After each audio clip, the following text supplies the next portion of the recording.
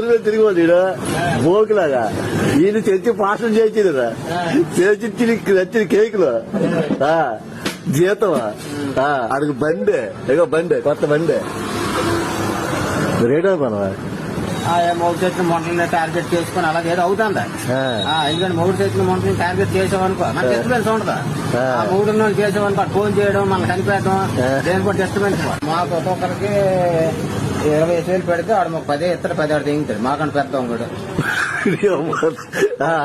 మీకడ పెద్దాం కూడా మాకు 20 మాకు ఇమ్మంటారు పనిసే 10 ఇచ్చాడు 10 తీసుకో గట్టి కాడ నాకు తెంగి మాకు ఉద్యోగం పోతుంది గట్టి జాగ్రత్త వేసిన వాళ్ళు అక్కడ తెంగుతాను మాకు ఎవరైనా తెంగాడు అంటాడు తెంగిడు బయట రోడ్లు మొత్తం కేకులు మంచిగా ఫాస్ట్ గారు ఫోన్ చేశారు ఏమిటి మీరు వచ్చి ఆ మైకి పట్టుకుని అమ్మ దక్షిణ భాగాలు దేవుడికి తేవాలా దేవుడి సొమ్ము మలాఖీ గ్రంథంలో మీరు ఏడు చదువుతున్నారు బైబుల్ మలాఖీ గ్రంథంలో ఏం రాస్తుంది దేవుడి సొమ్ము అన్యాయంగా తింటే మీరు శాపగ్రస్తులు అవుతారని ఇలాంటి మాటలన్నీ వాళ్ళు చెప్తాడు కాదు. ఆ పాస్టర్ గారికి దక్షిణ భాగాలు తెచ్చేవడం మొదలు పెట్టారు 4,000 పెన్షన్ 400 మీరు పాస్టర్ గారికి ఇవ్వాలా లేకపోతే మీ ఇంటికి శాపం మీ పిల్లలకి శాపం మీ కుటుంబానికి శాపం